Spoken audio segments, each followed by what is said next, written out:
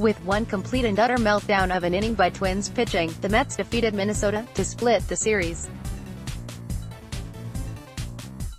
The Mets sent 11 men to the plate in the fifth, with 6 reaching on walks and Brandon Nimmo reaching after getting hit by a pitch. They scored 6 runs in the inning with only 2 hits. They tacked on another 3 runs in the 7th, and despite an attempted comeback by Minnesota, the Mets were able to hang on for the victory. Choose your recap: Amazin Avenue Short and Long, Bergen Records, Daily News, Faith and Fear in Flushing, MLB.com, Newsday, Post, Times. Noah Syndergaard gave the Mets what they desperately needed with a solid performance against the Twins. The 5th inning was a bizarre meltdown by the Twins pitching, but the Mets were all too happy to take advantage.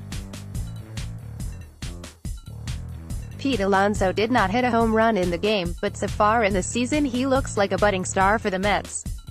Once again, the offense was not the problem, but the pitching needs to catch up to how the rest of the team is performing. With a seeming lack of communication last year, the team now holds a meeting before the start of every series to make sure everyone is on the same page. In need of some fresh arms in the bullpen, the Mets recalled Corey Oswalt from Syracuse and sent Tim Peterson down.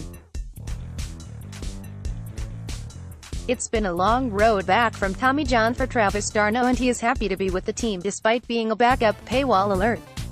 Jed Lowry's progress from his injury has been slow, but he doesn't want to rush back and make it worse. The Mets have a tough schedule coming up, and they need to prove they belong with the National League's top teams. Around the National League East, the Braves and Rockies were snowed out in Denver. After their game on Tuesday, the Braves needed the assistance of the fire department when they got stuck in an elevator at the hotel. After a solid start by Trevor Richards, the Marlins bullpen allowed the Reds to take the lead late, which led to a 2-1 loss.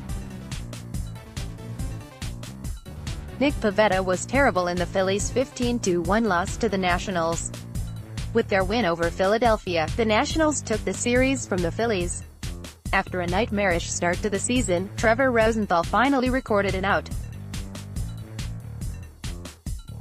Around Major League Baseball, according to Forbes, the Yankees are the most valuable organization in baseball, but every team has worth an average of $1.78 billion. The Cardinals signed Matt Carpenter to a 2-year extension worth $39 million. The Athletics are reportedly close to signing Edwin Jackson to a minor league deal.